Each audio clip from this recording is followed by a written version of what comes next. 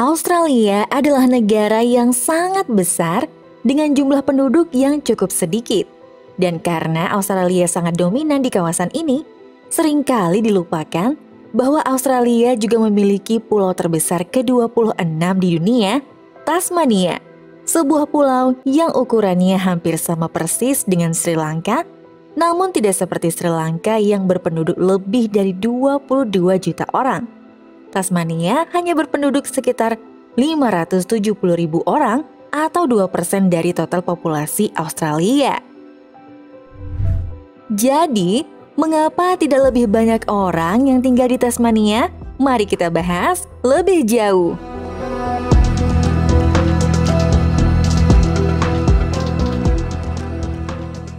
Sementara itu, mungkin mudah untuk melihat distribusi populasi umum di Australia secara keseluruhan. Namun, aku terpesona dengan Tasmania dan mengapa lebih banyak orang tidak tinggal di sana. Secara khusus, mengingat semakin parahnya kebakaran hutan di Australia dan suhu yang memanas, cukup mengejutkan bahwa semakin banyak orang yang tidak menyukai suhu Tasmania yang relatif lebih dingin.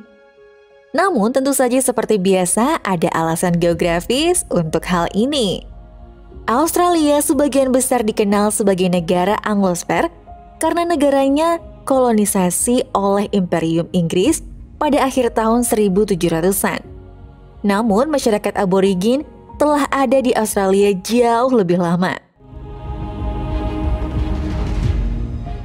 Masyarakat aborigin Australia memiliki apa yang dianggap sebagai budaya tertua yang masih ada di dunia.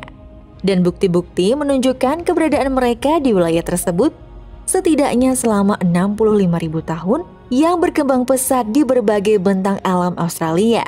Mulai dari wilayah pesisir hingga pedalaman yang gersang, kaya akan budaya, bahasa, dan hubungan mendalam dengan daratan. Namun, seperti yang kita lihat di seluruh dunia pada masa ini, kolonisasi akan mengubah hidup mereka sepenuhnya. Perubahan besar pertama pada bentang alam Australia terjadi seiring dengan kedatangan pemukiman Eropa pada tahun 1788. Inggris mendirikan koloni pengasingan di negara bagian New South Wales yang menandai dimulainya era baru kolonisasi, membawa perubahan besar termasuk masuknya hewan dan tumbuhan invasif baru. Penyebaran penyakit yang menyebabkan penduduk asli tidak memiliki kekebalan dan dimulainya sejarah panjang pengungsian dan konflik yang menyakitkan antara kerajaan Inggris dan suku aborigin. Seperti halnya Afrika, Amerika Utara, dan Amerika Selatan, perkembangan Australia ditandai dengan perluasan pemukiman Eropa. Dengan penemuan emas dan perkembangan pertanian industri, yang barang-barangnya kemudian dapat dikirim kembali ke Inggris. Demam emas pada tahun 1850-an khususnya membawa lonjakan populasi dan kekayaan yang mengubah lanskap sosial dan ekonomi. Pada tahun 1901, Australia secara resmi menjadi federasi yang menyatukan koloni-koloni menjadi satu persemakmuran. Tetapi Inggris memberi status dominion yang artinya kepala negara Australia adalah gubernur jenderal, yaitu orang Inggris yang diangkat oleh ratu. Dibutuhkan waktu hingga tahun 1986 bagi Australia untuk benar-benar melepaskan diri dari Inggris. Hal ini secara resmi akan menjadi awal dari semua kendali yang dimiliki Inggris atas keseluruhan Australia, yang mencakup Pulau Tasmania dengan cara yang aneh. Sejarah Tasmania yang sebelumnya dikenal sebagai cermin negeri Van Diemen's Land dan memperbesar narasi Australia yang lebih luas yang awalnya digunakan sebagai koloni hukuman pada awal tahun 1800-an. Tasmania menyaksikan konflik yang intens antara pemukiman Eropa dan penduduk aborigin. Black War atau Perang Hitam antara tahun 1824 sampai 1831, periode konflik paling intens dalam sejarah Australia dengan kekerasan yang tragis menyebabkan kehancuran total penduduk asli Tasmania. Setelah perang, Tasmania berkembang menjadi pusat pertanian dan pertambangan. Penemuan timah dan tembaga menyebabkan pertumbuhan ekonomi yang signifikan. Sementara itu, sumber daya alam pulau, keindahan, dan keunikan satwa liar mulai menarik wisatawan. Pada tahun 1900-an, perekonomian Tasmania diversifikasi ke sektor-sektor seperti manufaktur dan jasa dengan penekanan yang semakin besar pada pelestarian lingkungan mengingat banyaknya hutan hujan beriklim sedang. Tasmania adalah mikrokosmos Australia. Segala sesuatu yang terjadi di daratan juga terjadi di Tasmania. Tapi, satu hal yang sangat berbeda adalah geografi yang melekat pada pulau yang menakjubkan ini. Tasmania, negara bagian terkecil di Australia. Sebuah pulau dengan geografi fisik unik yang berbeda dalam banyak hal dari bentang alam daratan utama yang terletak sekitar 200 mil di selatan daratan Australia. Dan dipisahkan oleh Selat Bass yang memisahkan daratan Victoria dengan Tasmania. Tasmania terkenal dengan keindahannya, kawasan hutan belantara yang luas, dan ekosistem yang beragam, dan harus disebutkan bahwa meskipun merupakan negara bagian terkecil di Australia, pulau ini sendiri masih cukup besar sehingga dikatakan bahwa Tasmania adalah pulau terbesar ke-26 di dunia yang ukurannya hampir sama dengan Sri Lanka. Dan 2 kali lebih besar dari Provinsi Jawa Barat. Namun keduanya memiliki populasi puluhan juta orang lebih banyak daripada Tasmania. Daerah pulau ini sebagian besar bergunung-gunung, sangat kontras dengan sebagian besar daratan Australia yang lebih datar. Secara keseluruhan, bagian tengah dan barat Tasmania didominasi oleh dataran tinggi tengah di pegunungan West Coast Range yang berbatu-batu. Daerah pegunungan ini merupakan bagian dari kawasan warisan dunia.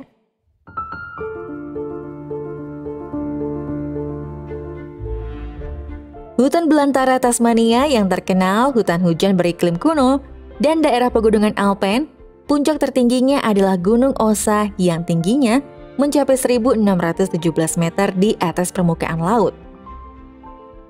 Namun, Gunung Osa bukanlah gunung tertinggi di Australia, melainkan Gunung Kosciuszko di New South Wales yang mencapai ketinggian 2.228 mdpl. Sebagian besar penduduk Tasmania terletak di dekat pantai.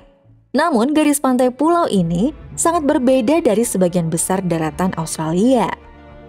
Daratan utama Australia memiliki pantai berpasir yang panjang dan teluk terbuka yang luas, sementara pesisir Tasmania diisi oleh tebing-tebing terjal yang terpencil dan pantai-pantai kecil yang terjal.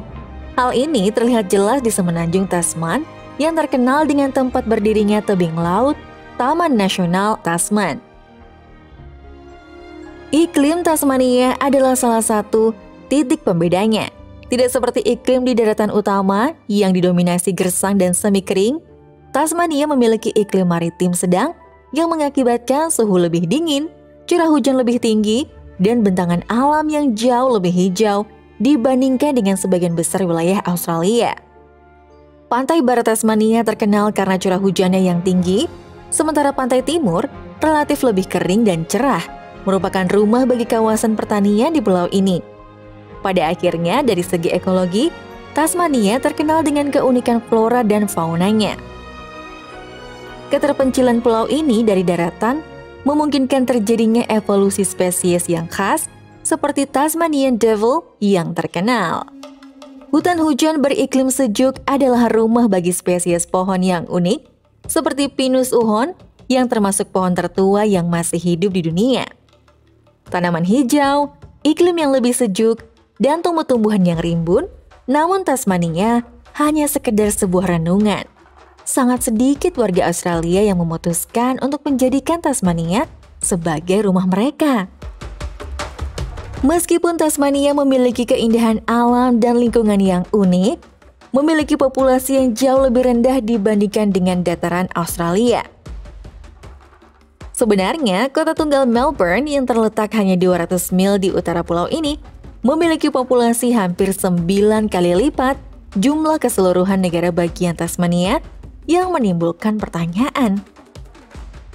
Jika Tasmania adalah surga, mengapa tidak lebih banyak orang tinggal di sana? Seperti halnya migrasi penduduk di seluruh dunia? Yang pertama, peluang ekonomi memainkan peran penting dalam menentukan di mana orang memilih untuk tinggal dengan cara ini. Tasmania dan Australia tidak jauh berbeda dengan kota-kota di Amerika Serikat atau Kanada. Seperti Melbourne dan Sydney, yang merupakan kekuatan ekonomi di Australia, yang menawarkan peluang ekonomi yang besar dan peluang kerja yang luas. Tasmania di sisi lain memiliki basis ekonomi yang lebih terbatas, yang secara historis bergantung pada industri padat sumber daya seperti pertambangan dan pertanian. Tasmania belum mengalami tingkat perkembangan industri atau teknologi yang sama dengan kota-kota di daratan. Keterbatasan ini telah mempengaruhi pola migrasi dengan banyak yang mencari peluang kerja dan tertarik ke wilayah daratan. Yang kedua, isolasi iklim dan geografi Tasmania merupakan hambatan besar dalam menarik orang. Iklim Tasmania yang lebih sejuk dan basah sangat kontras dengan kondisi hangat dan cerah yang ditemukan di sebagian besar daratan Australia. Sementara secara historis, iklim seperti ini mungkin kurang menarik bagi sebagian orang yang memiliki pilihan untuk tinggal di tempat yang lebih hangat. Karena pulau yang terpisah dari daratan utama oleh Selat Bass, Tasmania lebih terisolasi sehingga mempengaruhi kemudahan perjalanan dan transportasi.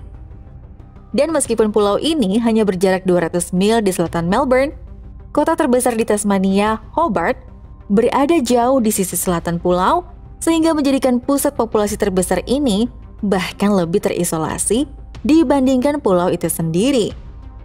Isolasi ini dapat menjadi pertimbangan penting bagi individu dan bisnis.